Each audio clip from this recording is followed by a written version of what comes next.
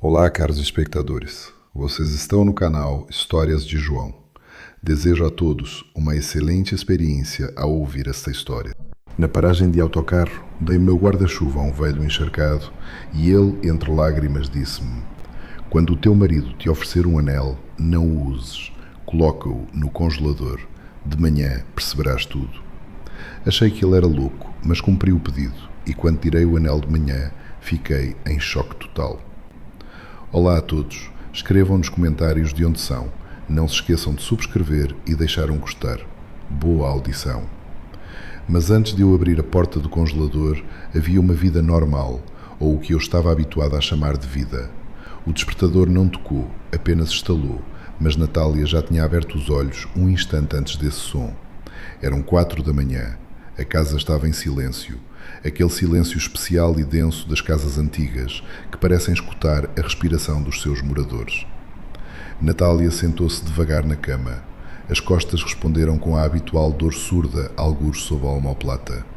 Olhou para as suas mãos pousadas sobre a colcha. Na penumbra da madrugada, pareciam cinzentas, alheias. Os dedos estavam ligeiramente inchados. A pele nos nós dos dedos tinha engrossado do contacto constante com a água gelada e com os pesados bidões. Ao lado, virado para a parede, dormia André. Respirava de forma regular, profunda, como um homem com a consciência tranquila e os sonhos serenos.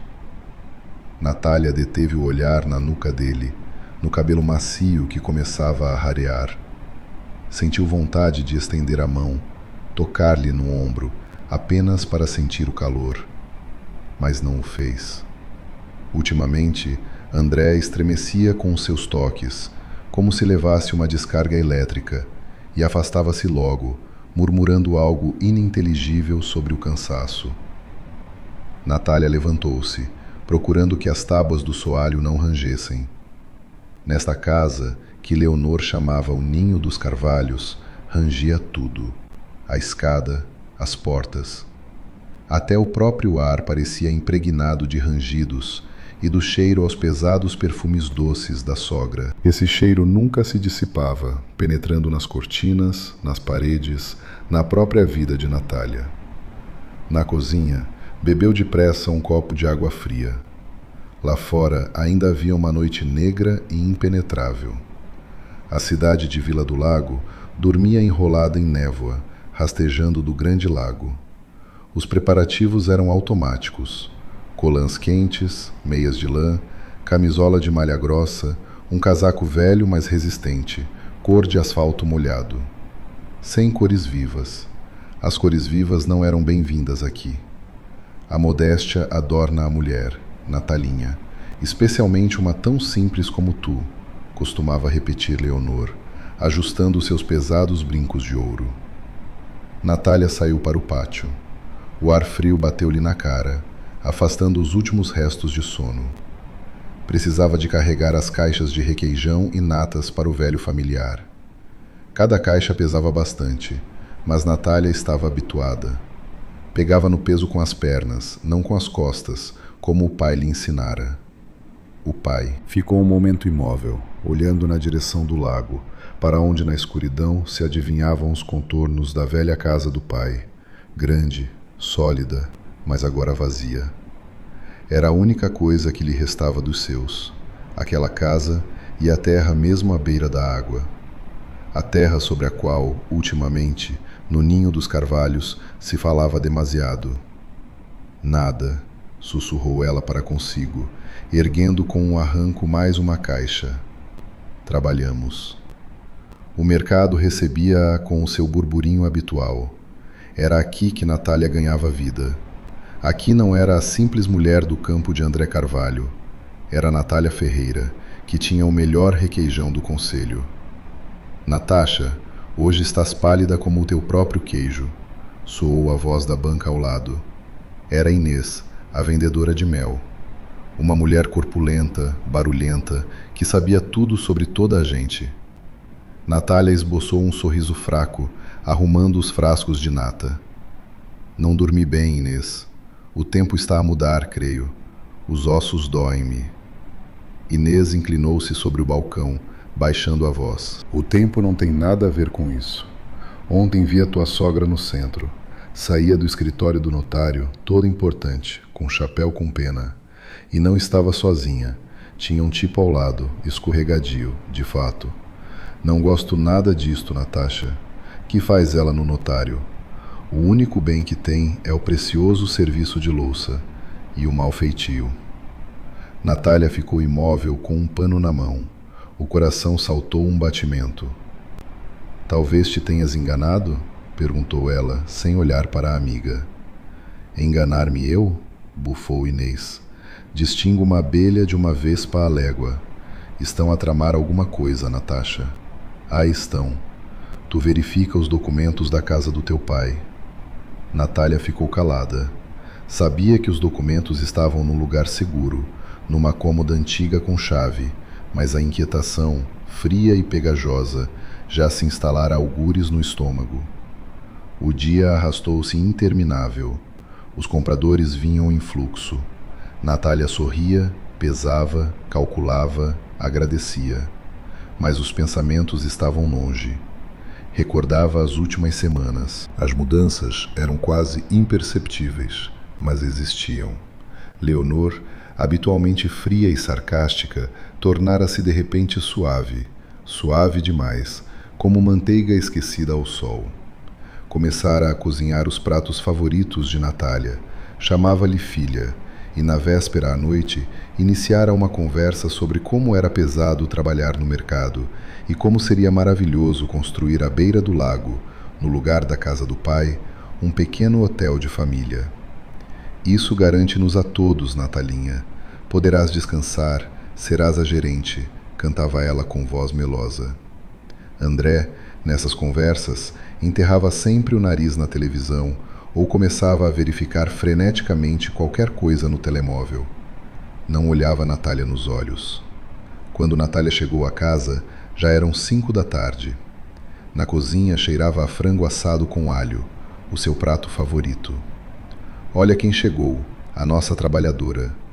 Leonor bateu palmas, saindo da sala de jantar. Trazia um vestido elegante cor de bordô, os lábios pintados de vermelho vivo. Senta-te, Natalinha. O André já estava à tua espera. À mesa reinava uma atmosfera estranha, tensa, de festa sem razão nomeada. André estava sentado, amarrotando nervosamente o guardanapo. Estava pálido. Como foi o negócio? Perguntou ele, olhando para qualquer ponto no centro da mesa, para o jarro com flores artificiais. Normal, respondeu Natália, sentindo como o bocado de frango lhe atravessava a garganta. A Inês mandou um abraço. Diz que te viu ontem na cidade, mãe. Na sala instalou-se o silêncio. O tilintar do garfo no prato soou como um tiro. Leonor ficou imóvel com o copo de vinho na mão, mas apenas por uma fração de segundo.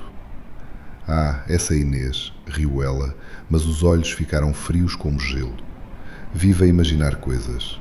Fui ao cabeleireiro, querida, não se nota? Ela arranjou o cabelo com um gesto coquete. Natália sabia que o cabeleireiro ficava do lado oposto ao do cartório do notário. André, disse Natália baixinho, virando-se para o marido. O que é que se passa? André sobressaltou-se. Nada, exclamou ele, demasiado alto, de tal forma que Natália estremeceu. O que é que tu andas sempre a inventar? Preparam-te um jantar com toda a alma, fazem planos para o teu bem, e tu andas sempre à procura de armadilhas. Levantou-se da mesa de um salto e saiu da sala a correr.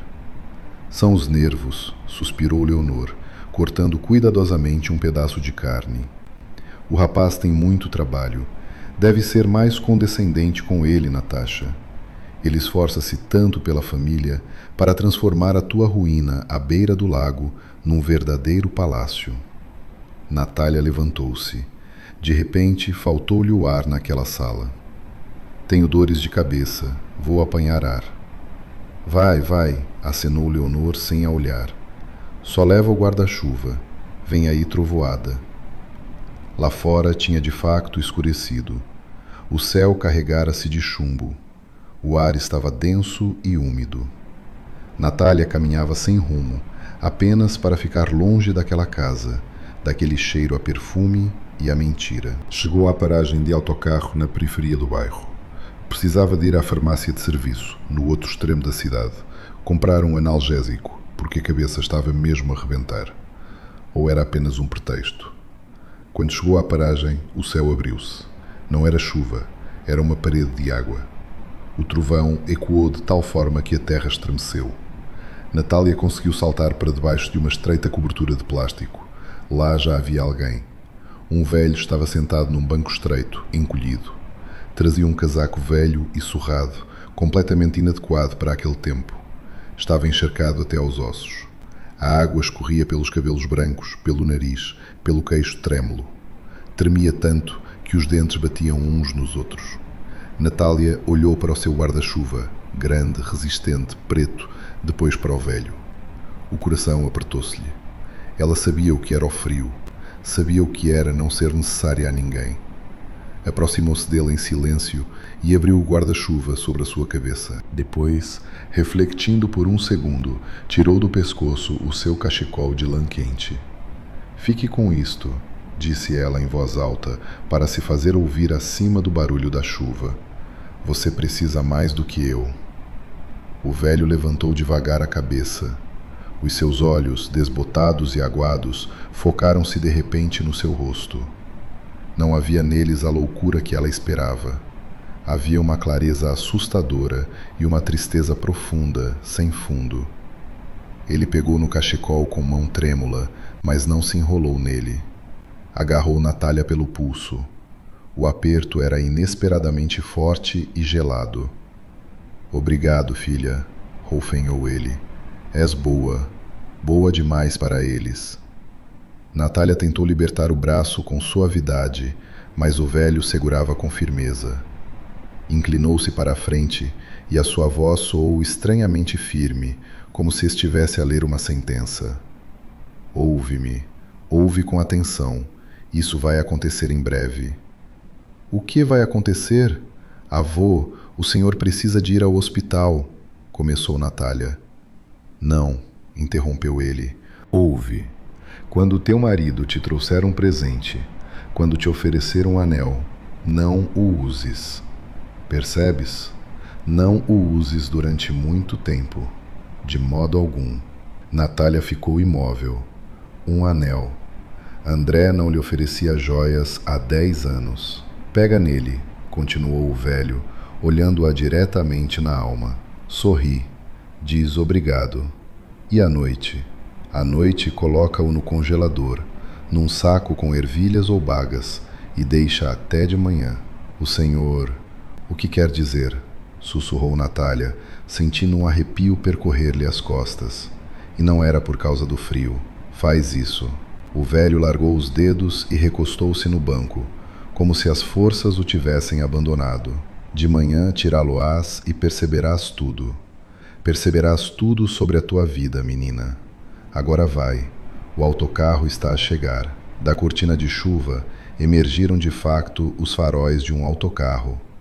Natália olhou desconcertada para o velho, enfiou-lhe o guarda-chuva na mão. "Fique com ele." E, sem perceber por quê, saltou para as portas que se abriam. Encostou a testa ao vidro frio, a ver como a figura solitária sob o seu guarda-chuva preto se dissolvia na chuvada. O coração batia como louco.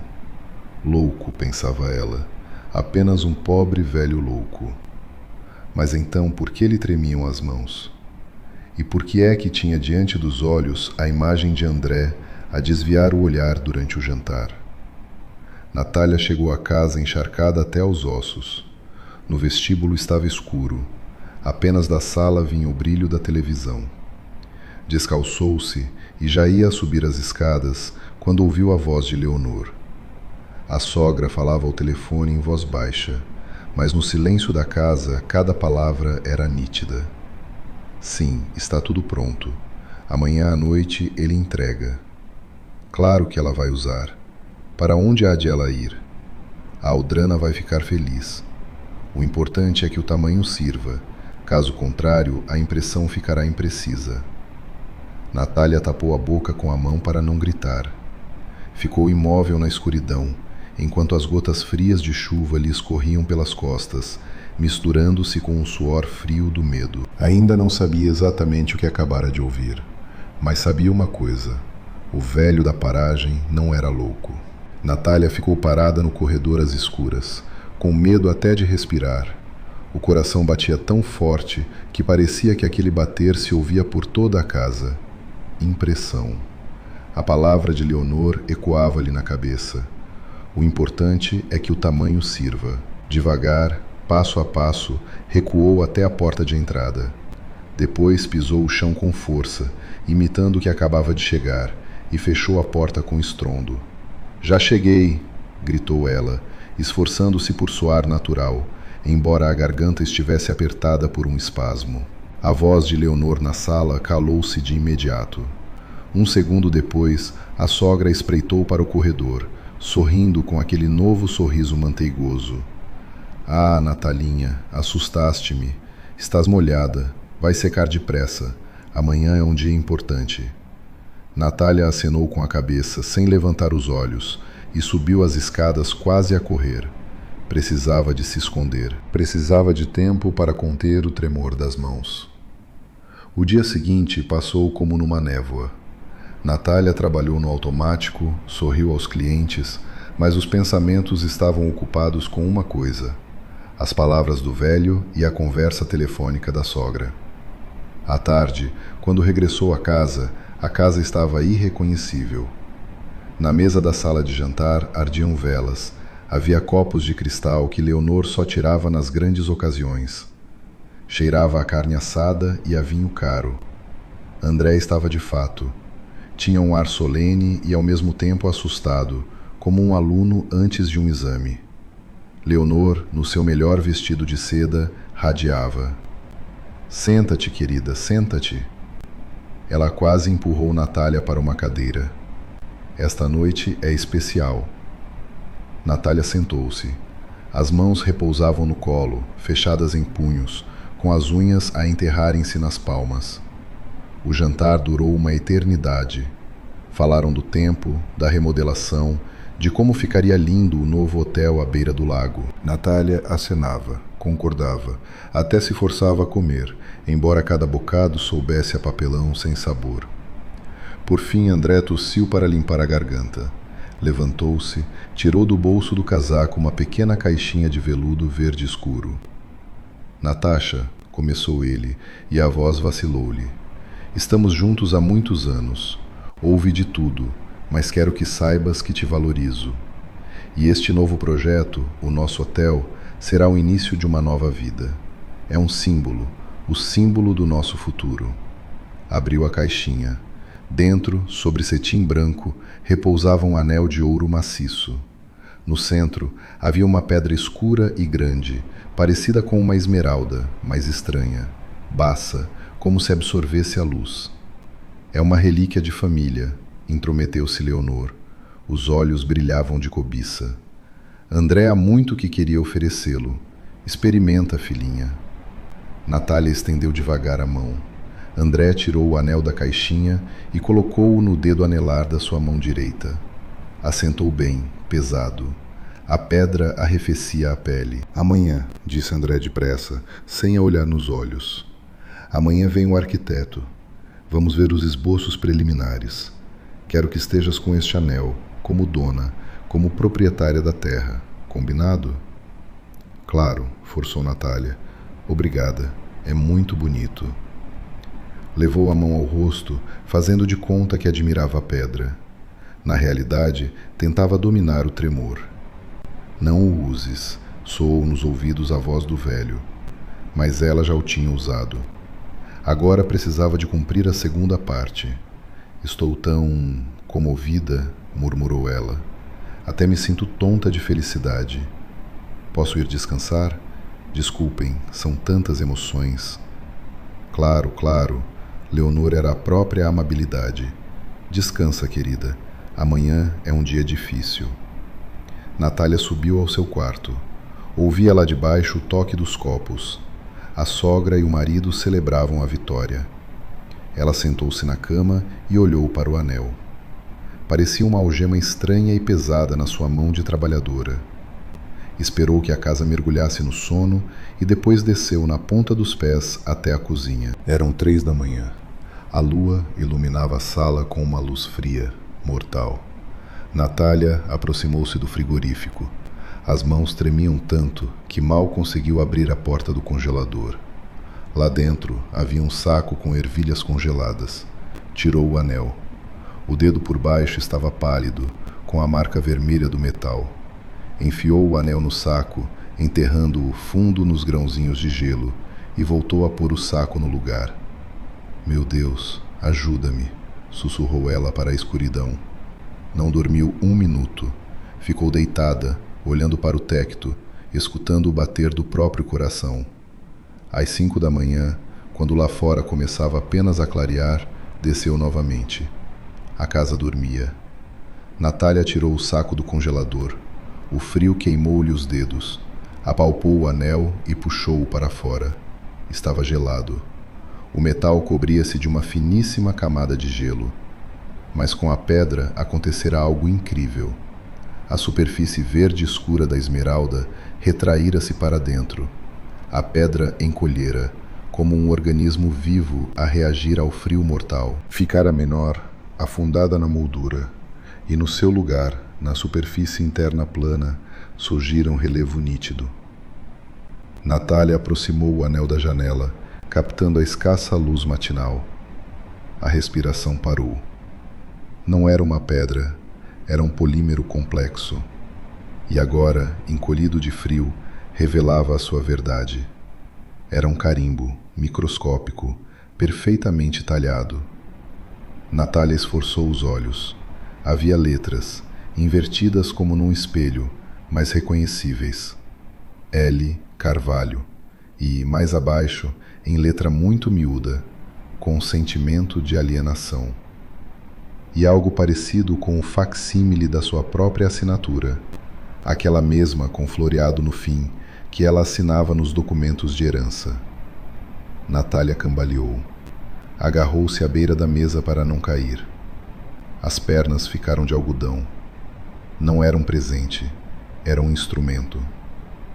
Impressão, recordou ela a palavra de Leonor. Se usasse aquele anel e pressionasse com força a mão sobre um papel onde, por exemplo, sob uma camada de texto normal, se escondesse um papel químico ou uma camada sensível especial, bastaria uma palmada na mesa, um aperto de mão cordial sobre o documento para imprimir o carimbo.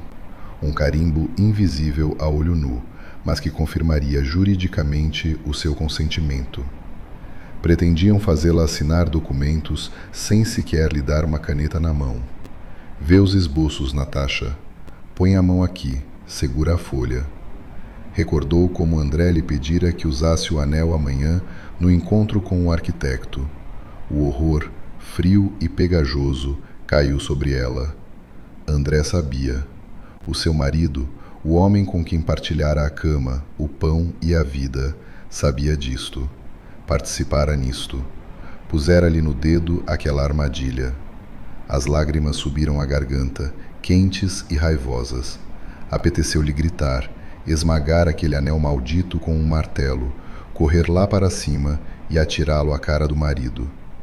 Mas lembrou-se dos olhos do velho. De manhã perceberás tudo. Ele sabia e avisou-a. Logo estava do seu lado. Natália respirou fundo, obrigando-se a acalmar. O grito não ajudaria. A histeria apenas a destruiria. Se agora fizesse um escândalo, eles inventariam outra coisa. Declará-la-iam louca. Leonor há muito insinuava aos vizinhos que a nora estava com os nervos à flor da pele. E com um carimbo daqueles e um par de médicos comprados, interná-la numa clínica e ficar com a terra seria simples.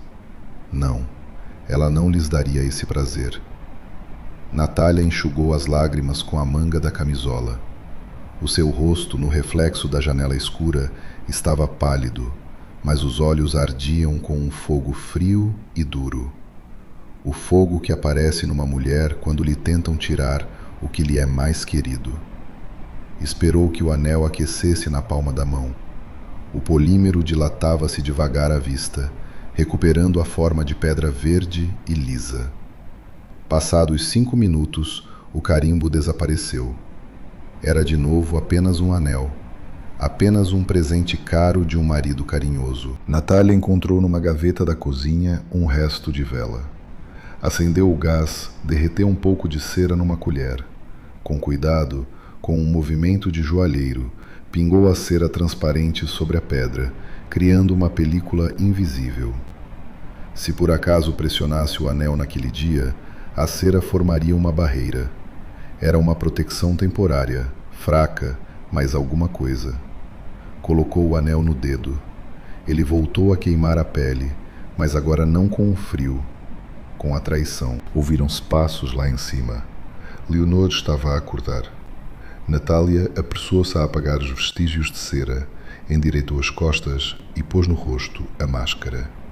A máscara da esposa submissa, ingênua e feliz. Bom dia, mãe, ensaiou ela em voz baixa. A voz não tremeu. A porta da cozinha abriu-se. Entrou Leonor em roupão, com um turbante de toalha na cabeça. O rosto estava vermelho da água quente. Os olhos estreitaram-se. Natasha, por que estás tão cedo? E por que não dormes? Natália virou-se para ela. Sorriu, largo, aberto, como sorria antes, quando ainda não sabia que vivia numa toca de cobras. Levantou a mão, mostrando o anel. Não consigo dormir, mãe. Estou toda embevecida com o presente.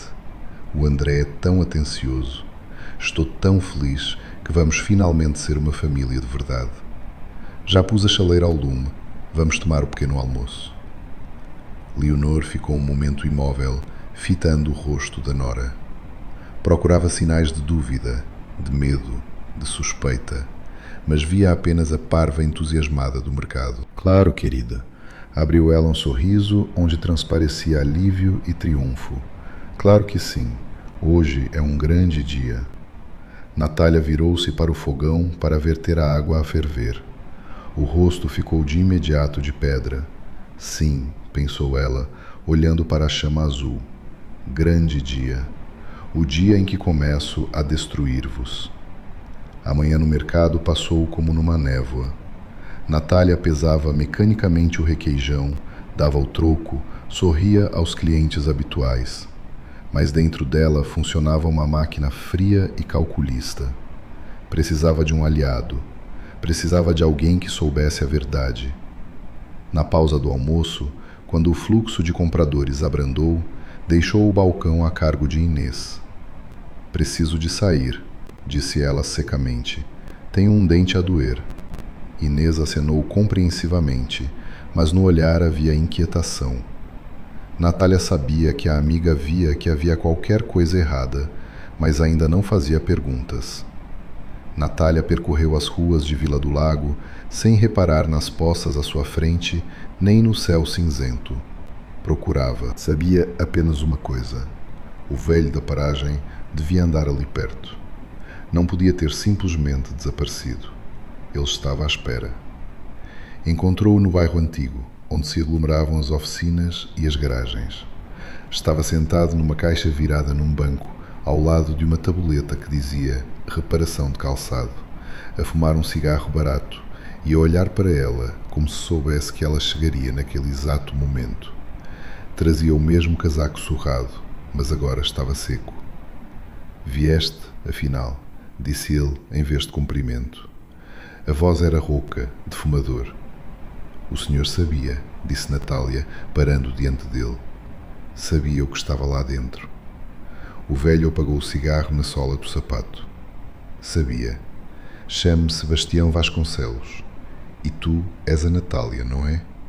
De onde... Leonor, interrompeu ele, cuspindo para o lado. Reconheço-lhe o estilo à légua. Há 20 anos era notário, bom notário, honesto, até ela aparecer com um pedido. Havia que formalizar uma doação de uma velha senhora. A senhora já estava muito confusa, não percebia nada. Recusei. Disse que era fraude. Sebastião amargurou o sorriso. Uma semana depois, encontraram erros nos meus documentos. Depois, um desfalque na caixa. Tiraram-me a licença, desonraram-me perante toda a cidade. E a casinha da velha foi para Leonor. Ela sabe destruir pessoas, menina. Sem barulho, sem sangue, só com papéis e carimbos. Natália escutava, sentindo o frio penetrar até aos ossos. Por que me ajudou? Porque vi como ela te olhava. Sebastião ergueu os olhos para ela. Neles havia aço, como a uma presa para abater. E porque me deste o guarda-chuva. Pequenez, raridade nos dias de hoje. Levantou-se, sacudiu as calças. O anel está contigo? Natália estendeu a mão em silêncio. Sebastião não o tocou, apenas olhou de relance. Cobriu de cera. Esperta, percebeste logo. O que devo fazer? Perguntou Natália. A voz vacilou.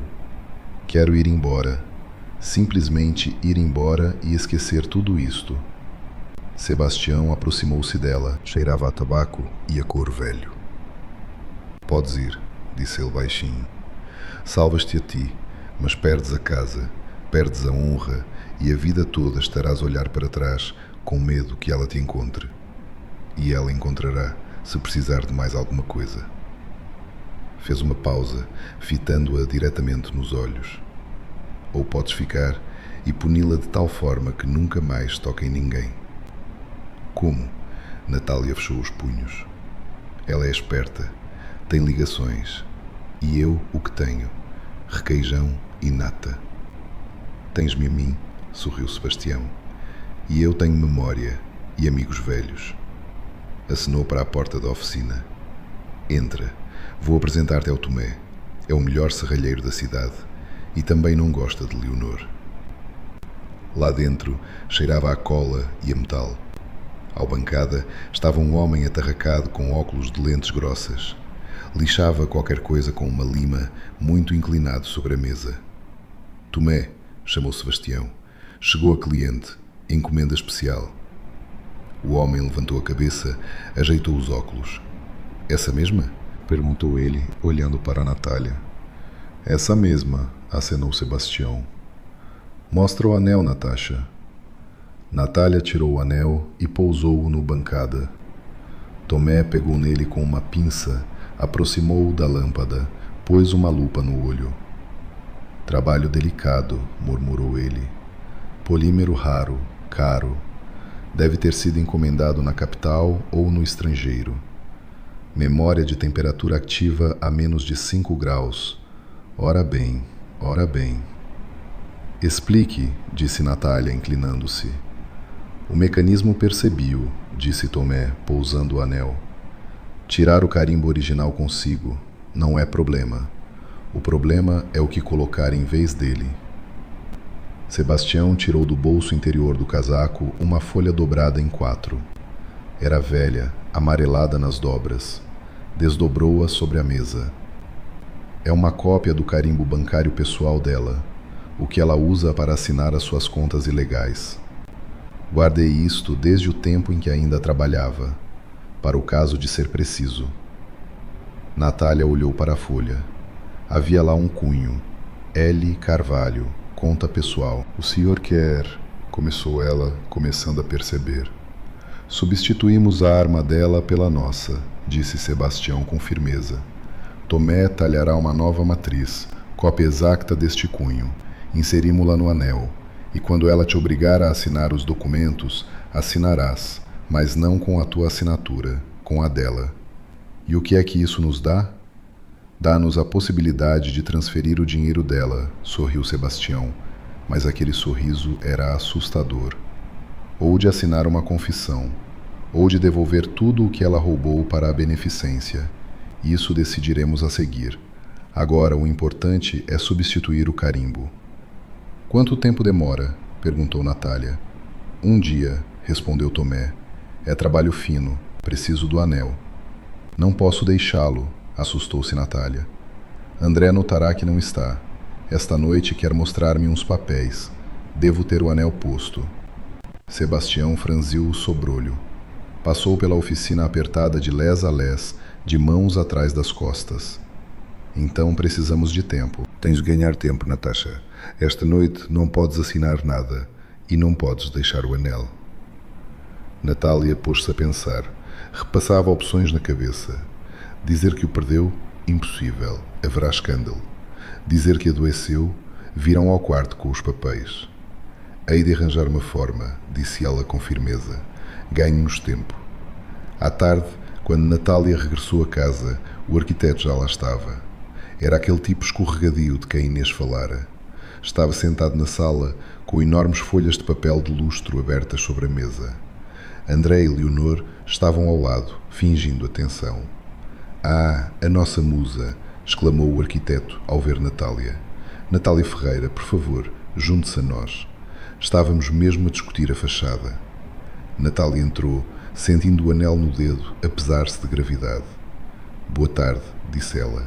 Desculpem, vou só lavar as mãos. Do caminho. Foi à cozinha. O coração disparou. Tinha de agir, mesmo agora. Encheu uma caneca grande com chá forte e quente, muito quente. Pegou num tabuleiro com bolachas. Por acidente, disse ela para consigo. Tudo deve parecer acidente. Entrou na sala com o tabuleiro. Trouxe chá, disse ela, sorrindo. Devem estar cansados da viagem. Aproximou-se da mesa. O arquiteto estendeu a mão para a chávena. Natália fez de conta que tropeçava na beira do tapete. Não era difícil. O tapete era velho e estava mesmo dobrado naquele canto. A caneca com o chá quente voou para a frente, diretamente sobre os desenhos abertos, diretamente sobre a pasta com os documentos que estava ao lado. Ai! Exclamou Natália. O chá inundou tudo.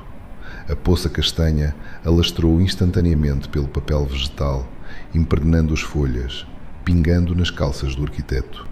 Merda! Guinchou o arquiteto, saltando para trás. Meu Deus! Leonor levantou-se de um salto. O rosto contorceu-se de raiva. Natasha, estás cega? Natália ficou imóvel, com as mãos sobre o peito, em expressão de horror. Desculpem, por favor. Tropecei. Sou tão desastrada. Ai, os seus documentos.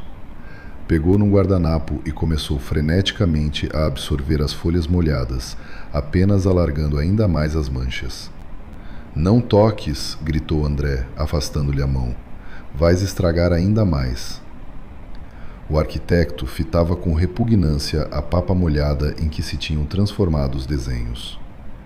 Eram os originais, murmurou ele. E o contrato também ficou molhado. Leonor estava de pé sobre a mesa, a respirar pesado. O olhar cravava-se em Natália. Havia nele ódio, mas não suspeita de intenção. Via apenas a aldrana desastrada que tinha estragado um momento importante. Muito bem, sibilou ela entre dentes. Há que reimprimir os desenhos e o contrato. Preciso de 2 dias, disse o arquiteto, enxugando as calças, para reconstituir tudo e rever. 2 dias, repetiu Natália, baixando os olhos para esconder o brilho do triunfo. Estou tão arrependida, perdoem-me. Vai para o teu quarto, disse Leonor com um gesto, como quem afasta uma mosca. Sai da minha vista. Natália acenou e recuou para a porta. Mais uma vez, desculpem. Subiu ao seu quarto e fechou a porta.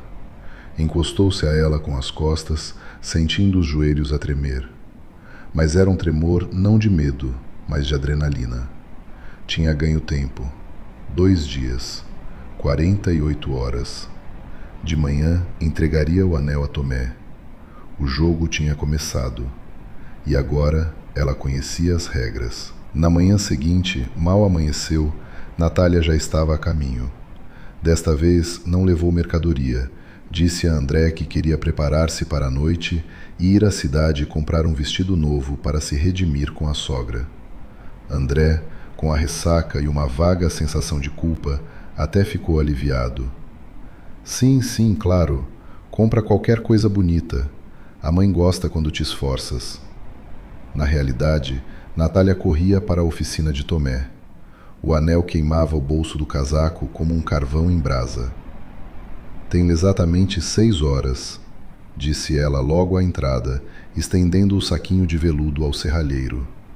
À 1 tenho de estar em casa. Tomé, sem uma palavra, pôs os óculos lupa e acendeu a lâmpada forte. Sebastião estava sentado num canto, a folhear uma pilha de papéis velhos. Não te preocupes, menina, disse ele, sem levantar a cabeça. O Tomé sabe o que faz. Enquanto isso, olha para isto. Estendeu-lhe uma pasta. Eram extractos antigos, mas com números de contas certos, para onde Leonor desviava dinheiro do orçamento municipal quando ainda trabalhava na Câmara. Estavam todos em nome de pessoas de palha, mas as assinaturas, em toda a parte era a dela, com aquele mesmo carimbo que agora copiavam. Natália folheou as páginas e, diante dela, abria-se o panorama de um roubo grandioso e cínico. Dinheiro para obras na escola, dinheiro para a plantação de árvores no parque, subsídios para famílias numerosas. Tudo isto ia parar aos bolsos da sogra, transformando-se em brincos de ouro, lustres de cristal e planos para um hotel de família. Preciso de mais, disse Natália, levantando os olhos. Preciso de saber onde ela guarda o dinheiro agora. Estas contas devem estar fechadas. Raciocinas bem, acenou Sebastião com aprovação. Os dados recentes estão em casa dela, num cofre. É antiquada, não confia em nuvens. Papéis, só papéis. Natália lembrou-se da pesada secretária de Carvalho no escritório de André, a que Leonor chamava o nosso gabinete. Uma gaveta estava sempre fechada à chave. A sogra trazia a chave ao pescoço, numa corrente fina, junto com um crucifixo. Encontro-os, disse Natália com firmeza. Ao meio-dia, o anel estava pronto. Externamente era idêntico ao anterior. O mesmo aro pesado de ouro, a mesma pedra verde escura. Mas por dentro, no núcleo do polímero, vivia agora outra verdade. Funciona da mesma forma, explicou Tomé, polindo o anel com camurça. Arrefecer, pressionar, só o cunho será diferente. L. Carvalho, conta pessoal. E uma nota em letra miúda, donativo voluntário. Natália pôs o anel, assentou como uma luva. Obrigada, sussurrou ela. Tem cuidado, aconselhou Sebastião. Ela é uma predadora. Se sentir medo, ataca. Natália regressou à casa exatamente à 1. Entrou com sacos, fingindo entusiasmo alegre. Mãe, André, vejam o que comprei. Tirou um vestido simples, mas elegante, bege. Leonor, sentada na sala com um livro, lançou-lhe um olhar avaliativo. Não está mal, disse ela friamente. Pelo menos não são esses farrapos habituais. O anel está no lugar? Claro. Natália levantou a mão, exibindo a joia. Não o tiro.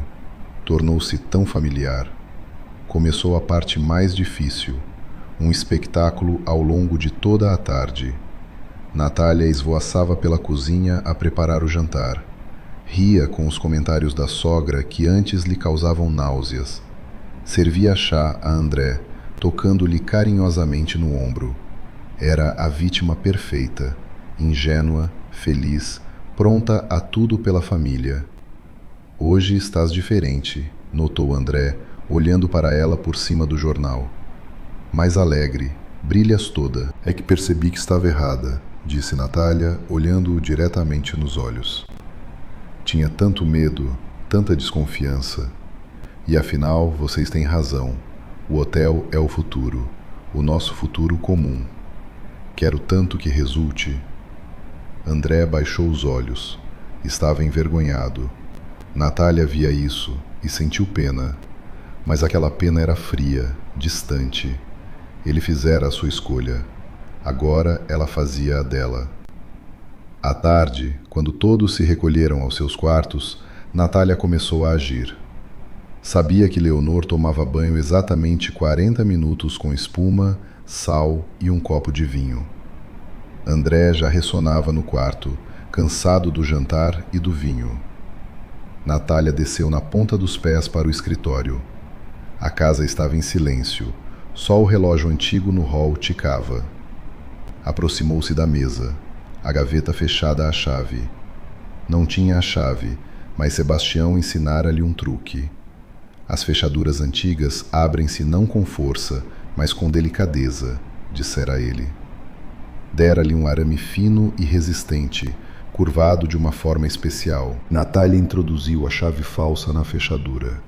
As mãos tremiam, mas ela ordenou que parassem. Um estalido, depois outro. A fechadura cedeu. Puxou a gaveta. Lá estavam pastas, impostos, casa, várias. E no fundo, uma pasta azul sem título. Natália abriu-a e ficou sem fôlego. Não eram simples contas. Era a contabilidade completa do império clandestino de Leonor. Extratos de contas offshore, documentos de imóveis noutras cidades, registrados em parentes afastados. E o mais importante, formulários de transferência já preenchidos a partir das contas de Natália, que seriam ativados logo após a assinatura do contrato da terra. Leonor não planeava apenas ficar com a terra.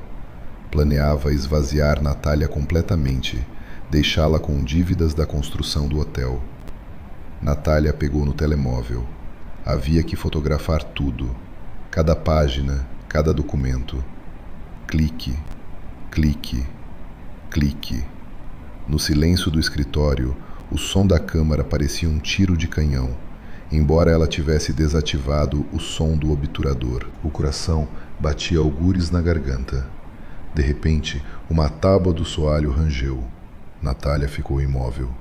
Passos. Passos pesados e arrastados no corredor. Não André. Leonor. Tinha saído da casa de banho mais cedo. Os passos aproximavam-se do escritório. Não havia para onde fugir. A janela estava fechada a 7 chaves, uma única porta. Natália enfiou freneticamente a pasta de volta na gaveta e fechou-a, mas já não tinha tempo de fechar a chave. Atirou-se para a estante, pegou no primeiro livro que veio à mão e agachou-se, fingindo procurar algo na prateleira de baixo. O telemóvel escondeu-o no bolso do roupão. A porta abriu-se. — Quem está aí?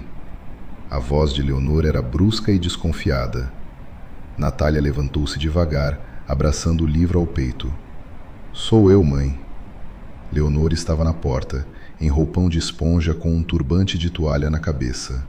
O rosto estava vermelho da água quente. Os olhos estreitaram-se. — Que fazes aqui a esta hora? — Não consegui adormecer, disse Natália, esforçando-se por soar culpada. — Decidi ler. No quarto o André dorme, não queria acender a luz. Procurava qualquer coisa sobre jardinagem. Mostrou o livro.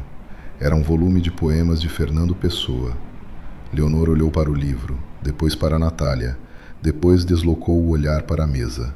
Natália gelou. A gaveta estava fechada, mas e se ela reparasse que estava ligeiramente saliente? Ou um arranhão na fechadura? Leonor entrou no quarto, aproximou-se da mesa, deslizou um dedo pela tampa. — Pó, disse ela com repulsa. — Limpas mal, Natasha. — Corrijo, mãe. Amanhã limpo tudo. Leonor aproximou-se de Natália. Cheirava a sabonete caro e a vinho.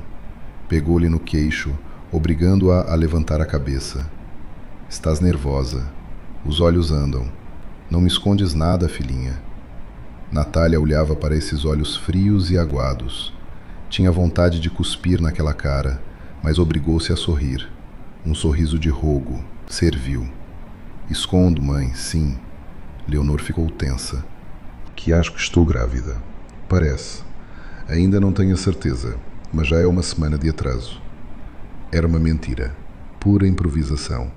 Mas acertou em cheio. O rosto de Leonor alongou-se. Nos seus olhos faiscou pânico. Uma criança era um herdeiro. Era uma complicação. Era algo que podia prender André à mulher para sempre. — É assim, disse ela devagar, soltando o queixo de Natália. — Bem, é inesperado. Não queria dizer nada enquanto não tivesse a certeza. Atabalhoou-se Natália, sentindo que o gelo se rompia. Para não tentar a sorte. E ao André ainda não disse. — Está certo, acenou Leonor, recuperando já a compostura. — Não o preocupes antes do tempo. Vai dormir, Natasha. Não te faz bem estar nervosa. Boa noite, mãe. Natália saiu do escritório, sentindo nas costas o olhar pesado da sogra. Subiu ao seu quarto, fechou a porta e escorregou por ela até ao chão. Tremia. Tinha estado à beira do desastre, mas safara-se. E agora tinha as fotografias. Tirou o telemóvel e enviou as imagens a Sebastião. Está tudo comigo, escreveu ela. A resposta chegou 1 minuto depois. Muito bem, amanhã é o desfecho. Prepara-te. Natália deitou-se na cama, mas o sono não chegava. Pensava na noite seguinte, no que tinha de fazer, em que não havia mais caminho de volta. Amanhã destruía-os, ou eles destruíam-na a ela. Acariciou o anel no dedo. Agora era a sua arma, e ela sabia como usá-la. A noite do jantar decisivo chegou demasiado depressa. Natália estava diante do espelho, endireitando o colarinho do vestido simples, mas elegante. Olhava para o reflexo, mas via não uma mulher a preparar-se para uma festa, mas uma soldada antes do combate. As mãos estavam frias, mas tranquilas. O anel no dedo assentava firmemente. De manhã, sem dar nas vistas, tinha-o arrefecido numa tigela com gelo enquanto lavava legumes e agora sabia. O polímero estava pronto. O carimbo estava carregado. Lá embaixo ouviam-se já vozes. Leonor convidara um amigo de família, o mesmo notário que devia legalizar o negócio. Natália sabia que ele trouxera não apenas uma carta de parabéns, mas aquele mesmo pergaminho que era um contrato de alienação dobrado com arte. O plano era simples e elegante como um golpe de chicote. Quando chegasse o momento solene, Leonor pediria a Natália que pousasse a mão sobre o pergaminho, como sinal de concordância com o início da construção. Natália pousaria, mas o cunho no papel não seria o seu, seria o carimbo de Leonor, confirmando a transferência dos seus fundos pessoais para o fundo do orfanato municipal. O documento dessa transferência, Sebastião substituíra habilmente na pasta do notário durante o dia, enquanto ele almoçava num café onde, por acaso, trabalhava o sobrinho de Tomé. André entrou no quarto. Já estava bêbado. Cheirava a aguardente e a pastilha de menta. Fraca tentativa de disfarçar o cheiro. A gravata estava torta. "Estás pronta?" perguntou ele, encostando-se à ombreira. "Pronta", respondeu Natália, virando-se para ele. Ele olhou para ela com um olhar estranho e baço. Nos seus olhos havia uma melancolia de cão espancado. "Natasha", deu um passo na sua direção.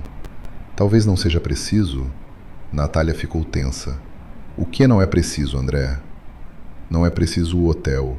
Não é precisa a obra. Vivíamos bem assim. Para que serve tudo isto? A mãe diz que assim será melhor, mas eu... não quero." Agarrou-lhe de repente a mão, a mesma onde estava o anel. "Vamos tirá-lo", sussurrou ele, tentando puxar a joia. "Devolvemo-lo a ela. Dizemos que se perdeu. Não quero que o uses. Ele não me agrada. É frio." Natália gelou. Isto não estava no plano. André, eternamente fraco, eternamente escondido atrás das costas da mãe, escolhera agora para mostrar caráter. Precisamente agora. Se ele tirasse o anel, tudo ruiria. Leonor veria a troca. Ou pior, André, em delírio alcoólico, começaria a confessar e contaria o segredo do anel antes de a armadilha se fechar. "André", Natália apanhou-lhe a mão com suavidade e mais firmeza. "Que tens?" "A mãe vai ficar magoada. Esta noite é tão especial. Estás apenas cansado. Bebeste demais." "Não bebi", de repente ele gritou, e na voz cortaram notas histéricas. "Simplesmente não quero que te enganem. Eu devo dizer-te... Meu Deus, só não isto", relampejou na cabeça de Natália. Se ele contasse tudo agora, Leonor cancelaria a assinatura. Perceberia que o jogo estava descoberto. De baixo soou a voz de Leonor. "André, Natália, os convidados estão à espera. Quanto tempo mais demoram?" Natália tomou instantaneamente a decisão. Deu um passo na direção do marido, abraçou-o pelo pescoço e encostou os lábios ao seu ouvido. Cala-te, sussurrou ela com ternura, como se ninasse uma criança. Sei tudo, Tomás. Sei que me amas e eu amo-te. Mas agora precisamos de descer por causa da mãe, por mim, por favor. E depois falamos de tudo, eu prometo. André ficou imóvel. A calma dela, a ternura dela, actuaram sobre ele como um balde de água fria. Tu não estás zangada? Não, meu bem, vamos. Empurrou-o para a casa de banho. Lava a cara com água fria. Não queres que a mãe te veja assim. Enquanto corria a água, Natália respirou fundo. Estava a tremer. O plano estava pendurado por um fio. André era uma bomba de relógio. Se desmoronasse a mesa... Tirou-o da casa de banho, endireitou-lhe a gravata. Sorri, ordenou ela baixinho. E fica calado, falo eu. Na sala de jantar, tudo estava pronto para o espetáculo. Leonor sentava-se à cabeceira, parecendo uma rainha no exílio, que está prestes a recuperar o trono. Ao lado estava o notário, um homem calvo, suado, com olhos inquietos. Comprimia nervosamente uma pasta. Por fim, Leonor indicou as cadeiras com um gesto. Sentem-se. O Sr. Pinto já está à espera. O jantar começou. Natália comia sem sentir o sabor. Vigiava André. Este estava sentado, com os olhos presos no prato, e apenas acenava mecanicamente quando lhe dirigiam a palavra. Por fim, Leonor pousou o garfo e enxugou os lábios com o guardanapo. Passemos ao principal. Esta noite lançamos a primeira pedra da fundação do nosso bem-estar. Senhor Pinto, por favor. O notário tirou apressadamente da pasta um pergaminho bonito e espesso, atado com uma fita. Isto é, um documento simbólico, começou ele com o discurso decorado. Uma carta comemorativa do início da construção. Tem, naturalmente, valor jurídico como consentimento do proprietário para a realização das obras. Uma formalidade, mas necessária. Desenrolou o pergaminho sobre a mesa. Natália viu o texto impresso em bela letra gótica, mas sabia. Sob essa camada de texto, impressa com tintas especiais, escondia-se outro texto, o mesmo contrato de doação da terra. E sabia também que Sebastião substituíra esse pergaminho. Agora lá estava um contrato de doação, mas não da terra de Natália, do dinheiro de Leonor para os órfãos. Natalinha, a voz da sogra tornou-se mel. Chega aqui, filhinha. Precisas apenas de pousar a mão neste círculo, como que a abençoar o nosso começo. Natália levantou-se. As pernas estavam de algodão, mas ela obrigou-as a andar. E foi então que André voltou a agitar-se. Mãe, talvez amanhã? Murmurou ele, levantando-se ligeiramente. A Natasha está cansada. E enfim, Leonor cravou nele um olhar capaz de matar no acto. Senta-te, André. Não estragues o momento. André encolheu na cadeira, mas Natália percebeu. Daqui a pouco desmorona-se. Precisava de agir imediatamente, de lhe cortar a palavra, antes que ele destruísse a cena de vez. Aproximou-se da mesa, mas em vez de pousar logo a mão, sorriu, largo, radiante, e pegou numa taça de vinho. Esperem, mãe, soou claramente. Antes de o fazermos, quero fazer um brinde. Leonor franziu o sobrolho. Isto não estava no guião. Natasha, sem cerimônias. Não, insisto, interrompeu Natália, erguendo a voz. É um dia tão importante. Quero beber a sua saúde, Leonor Vitória, a sua solicitude, a sua previdência, a sua habilidade de planear tudo. Falava, olhando a sogra diretamente nos olhos, e naquele olhar havia algo que deixou Leonor inquieta, mas interromper o brinde não podia. Diante do notário, era preciso manter as aparências. Quero dizer, continuou Natália, contornando a mesa e colocando-se de forma a ficar entre André e Leonor, bloqueando ao marido a visão, que este projeto mudará as nossas vidas para sempre. E agradeço ao destino por me ter dado uma família assim. Uma família onde tudo o que é secreto acaba por vir à luz. Nas últimas palavras, pousou a taça sobre a mesa. O vinho espiou. Vamos assinar, comandou ela, sem dar a ninguém tempo de recuperar.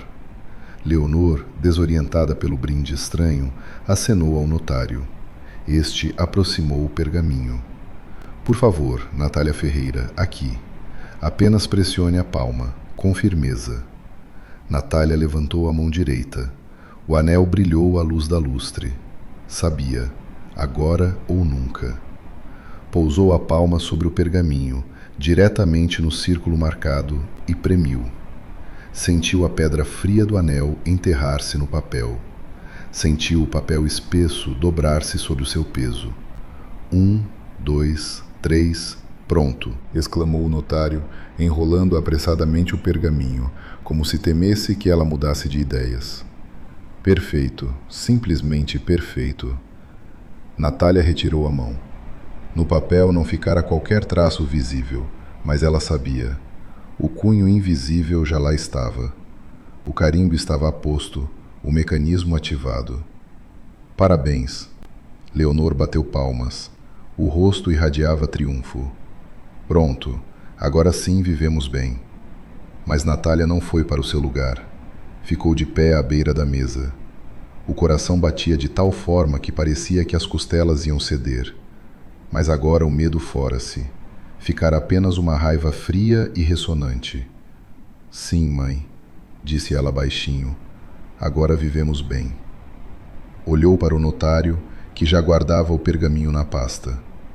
Senhor Pinto, não se vá embora tão depressa. Temos mais um documento a discutir. Leonor ficou imóvel com a taça na mão. Que documento? De que falas, Natasha? Natália tirou devagar do bolso do vestido uma folha dobrada. Eram aqueles mesmos extractos que fotografara na véspera, impressos por Sebastião e autenticados com o seu antigo carimbo, só para intimidar. Das suas contas, mãe, disse Natália, e a sua voz ressoou como aço no silêncio da sala. E do sítio para onde vai realmente o dinheiro deste jantar de beneficência? André levantou a cabeça. O notário empalideceu. Leonor poisou devagar a taça sobre a mesa. Os seus olhos transformaram-se em frestas. A armadilha fechara-se, mas o animal ainda estava vivo e era perigoso. Leonor fitava o papel nas mãos de Natália, e a sua máscara, aquela máscara eterna, colada ao rosto, da dona de casa benevolente, começava a rachar. Primeiro o canto da boca tremeu, depois as pálpebras, e por fim o rosto dela transformou-se numa careta petrificada de medo e de ódio. Que disparates dizes? Sibilou ela, levantando-se da cadeira. Que contas? Estás bêbada, filhinha? André, leva-a daqui. Mas André não se mexeu. Estava sentado, agarrado à toalha da mesa, e passava o olhar da mãe para a mulher. Nos seus olhos havia aquilo que Natália não vira lá há anos. Um lampejo de compreensão. Não, mãe. Natália deu um passo em frente e o notário instintivamente recuou. Estou sóbria. Pela primeira vez em muitos anos, estou absolutamente sóbria. Sei do anel. Sei do carimbo que estava lá dentro.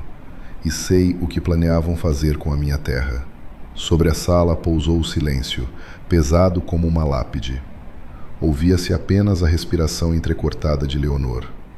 Deliras. Leonor tentou rir, mas o riso saiu parecendo um ladrar. Que carimbo! É apenas uma joia. Pinto, diga-lhe. O notário Pinto empalidecera ainda mais. Já percebera que a situação cheirava não apenas a escândalo, mas a prisão. Começou a mover-se devagar, de soslaio, em direção à saída. Não se incomode, Sr. Pinto, disse Natália com calma. Acabou de autenticar um documento que transfere todos os fundos da conta de Leonor Vitória Carvalho para o fundo do orfanato municipal. O quê? Guinchiu Leonor. Estás a mentir? Confirme você mesmo. Natália acenou para o pergaminho que o notário ainda apertava contra o peito. Lá embaixo, por baixo do seu texto bonito. O meu carimbo no anel foi modificado. Agora é o seu carimbo pessoal, mãe. E a sua assinatura. Donativo voluntário. Leonor atirou-se ao notário, arrancou-lhe o pergaminho e começou a desdobrá-lo febrilmente. Aproximou o papel à luz, tentando ver o cunho oculto. É impossível. Não podias. Como é que sabes? Sebastião Vasconcelos manda-lhe cumprimentos, disse Natália baixinho. Ao nome de Sebastião, Leonor parou. O pergaminho escorregou-lhe das mãos e rolou pelo chão. Ela cambaleou e agarrou-se ao encosto da cadeira. Sebastião, sussurrou ela. Esse velho tolo está vivo? Está, e lembra-se de tudo. Nesse momento, a porta da entrada bateu. Na sala de jantar entraram 2 homens. Era Sebastião e Tomé. Sebastião trazia nas mãos mais uma pasta, grossa, azul, aquela mesma do cofre. Boa tarde, Leonor, disse ele, e a sua voz soava jovem e dura. Há muito que não nos víamos. Leonor deixou-se cair na cadeira. Percebeu que era o fim. Estava acossada num canto na sua própria casa, cercada de pessoas que julgara serem nulidades. André, guinchiu ela, agarrando-se ao último fio de palha. Faz alguma coisa. Estão a roubar-nos. Querem pôr-nos na miséria. É ela a culpada. É uma serpente. Todos olharam para André. Ele levantou-se devagar. O rosto estava cinzento, os lábios tremiam. Olhou para a mãe, miserável, gritona, perdida a aparência humana. Depois olhou para Natália, direita, tranquila, forte. Não, mãe, disse ele baixinho. Ela não é a serpente. Somos nós. Queríamos roubá-la. O que dizes? Sufocou Leonor. Fazia isto por ti, por nós. Por si própria, abanou a cabeça André. Sempre fez tudo só por si própria.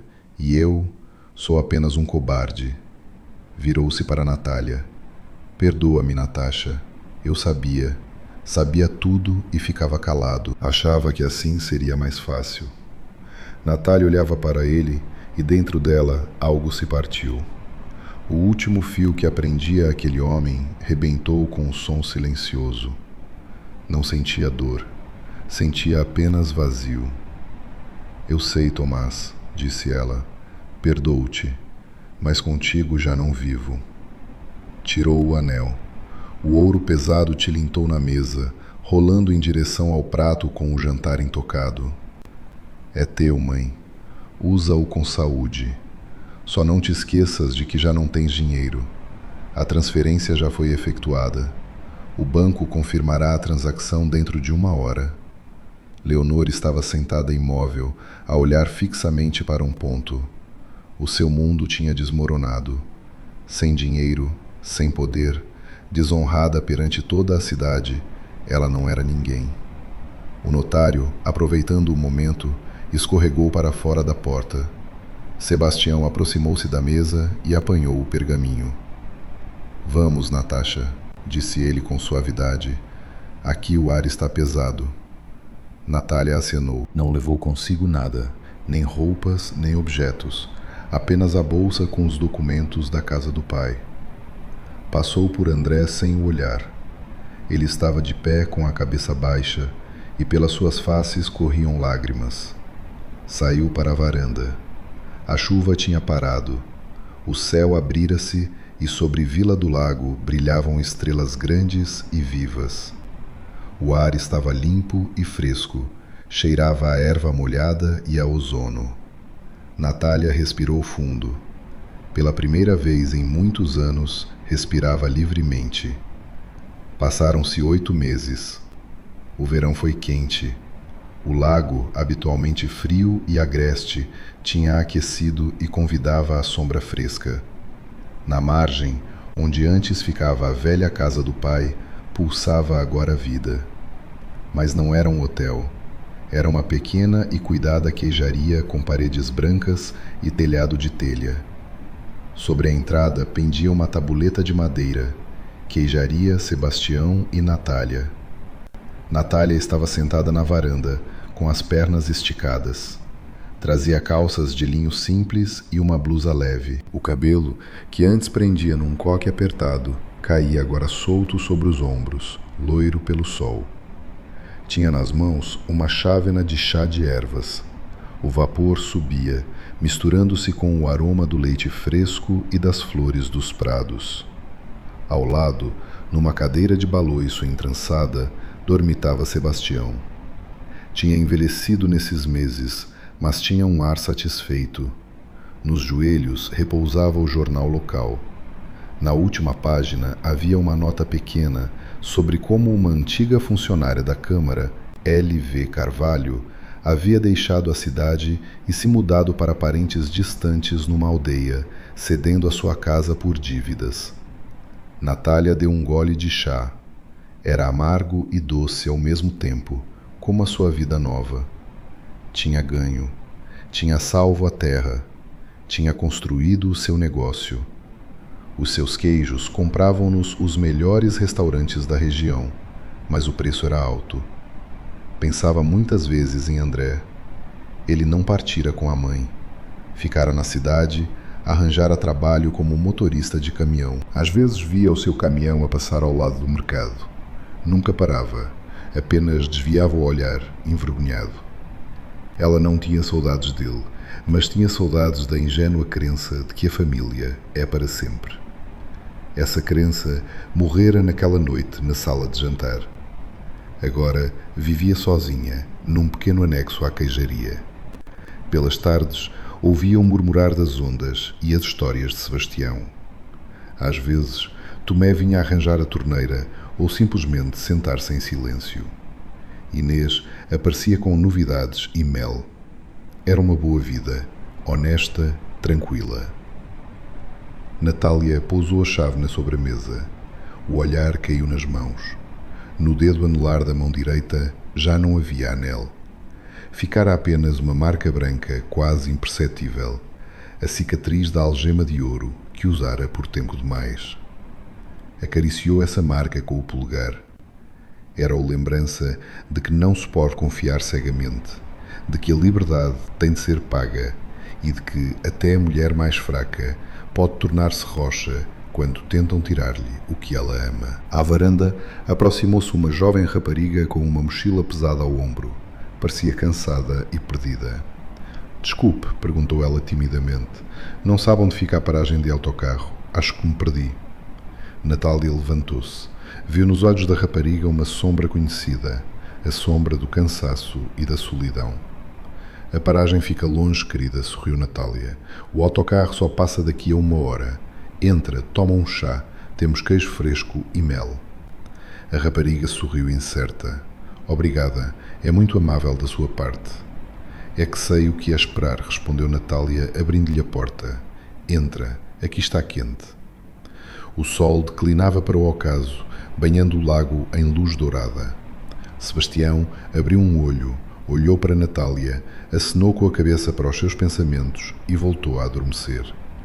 A vida continuava, tranquila, compassada, verdadeira. Bem, queridos amigos, é aqui que termina esta história. O que acham? Fez Natália bem? No fundo, respondeu ao engano com engano. Privou a sogra de tudo, abandonou o marido. Alguns dirão cruel, outros dirão justo. E vocês o que dizem?